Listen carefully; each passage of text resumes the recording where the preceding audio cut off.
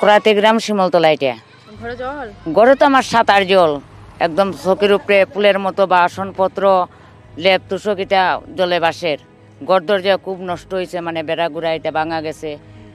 এরপরে জল ভাঙ্গি আয়া রাস্তার মধ্যে উঠতে লাগছে, উড়া বানাইতে লাগছে। এখন তো আজকে 1 সপ্তাহ চলে, মানে ধার করিয়া নিয়ে খাওয়া কাজকর্ম করতাম পারি না। কি না কিচ্ছু পাইছি না, না যে 1 সপ্তাহ থেকে কিচ্ছু পাই।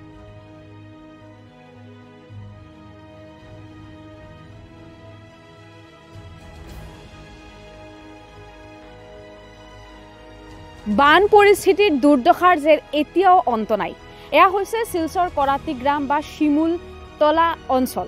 আৰু আপোনালোকে পিছফালে দেখিবলৈ পাব যে যোৱা এসপ্তাহ ধৰি এতিয়াও জলমগ্ন হৈ আছে। হাজাৰ হাজাৰ পৰিয়ালৰ ঘৰ এতিয়াও বানপানীত ডুব গৈ আছে। ঘৰত এককাল পানী, আৰু তাৰ পিছত এই ঘৰত পানী থকাৰ পিছত তেওঁলোকে ক'ত আশ্ৰয় ল'ব? তেওঁলোকে আশ্ৰয় লৈছে এইখন পথেৰে।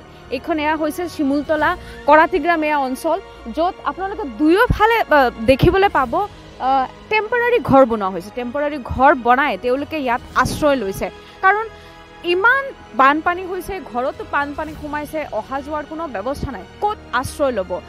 ওচৰতে কোনো ত্ৰাণ শিবিৰ নাই। এয়াই যেন এটা ত্ৰাণ শিবিৰ, যেটা আপোনালোকে দেখিবলৈ পাইছে। এয়া হৈছে শিলচৰ শিমুলতলা অঞ্চলৰ ৰাস্তাৰ দুয়ো কাষেৰে এটা হৈছে বাট, আৰু দুয়ো কাষেৰে যেন এয়া দুয়ো ছাইডতে ঘৰ বনাই, টেম্পৰাৰী ঘৰ বনাই তেওঁলোকে ইয়াত থাকিবলৈ বাধ্য হৈছে।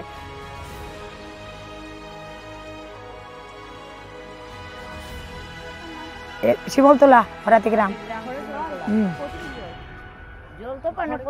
ঘরে অতটুকু হয়েছে। পূর্ণলক্ষ্মী দাস, শিমুলতলা এরিয়া, করাতে গ্রাম শিমলতলা এটা।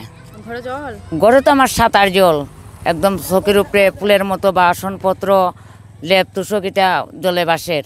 ঘর দরজা খুব নষ্ট হয়েছে, মানে বেড়া গুড়া এটা ভাঙা গেছে। এরপরে জল ভাঙ্গি আয়া রাস্তার মধ্যে উঠতে লাগছে, উড়া বানাইতে লাগছে। এখন তো আজকে 1 সপ্তাহ চলে, মানে ধার করিয়া নিয়ে খাওয়া কাজকর্ম করতাম পারি না, কিচ্ছু না। এখন কীভাবে বাচ্চা কাচ্চারা খাওয়াইতাম? খাওয়াইতে তো লাগে। সরকারের বাহুতে আমি এখনো কিচ্ছু পাইছি না, না কোনো সাহায্য। আশেপাশে কোনো জনপ্রতিনিধি নাই আপনারা? আছে তো, সব তো